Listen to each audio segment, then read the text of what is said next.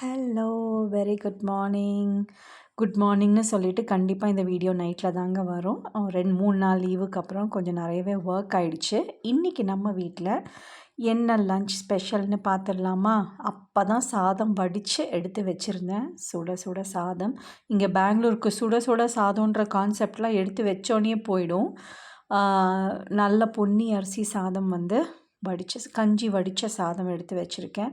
அப்புறம் வெளியிலலாம் போயிட்டு 3 நாள் அவுட் சைட் ஃபுட்டெல்லாம் சாப்பிட்டதுனால கொஞ்சம் ரசம் சாதம் மாதிரி சாப்பிட்டா ரொம்ப நல்லாயிருக்கும் அப்படின்றதுனால தக்காளி ஜாஸ்தி போட்டு நல்லா கொஞ்சம் கொஞ்சம் புளிப்பாக காரமாக ஒரு ரசம் வந்து வச்சுருக்கேன். பருப்பெல்லாம் எதுவுமே சேர்க்கல.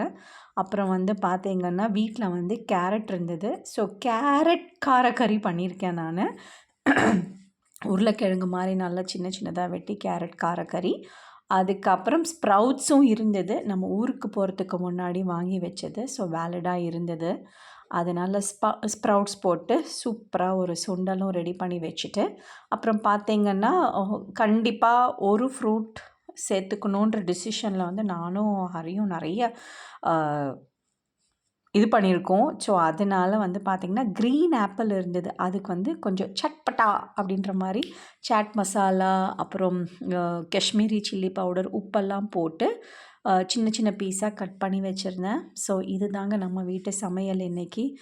சாப்பாட்டு வேலை அதாவது சமைச்சு முடித்ததுக்கப்புறம் கிச்சனையும் க்ளீன் பண்ணி வச்சுட்டேன். ஸோ இன்றைக்கி கொஞ்சம் நிறையவே ஒர்க் இருக்குது.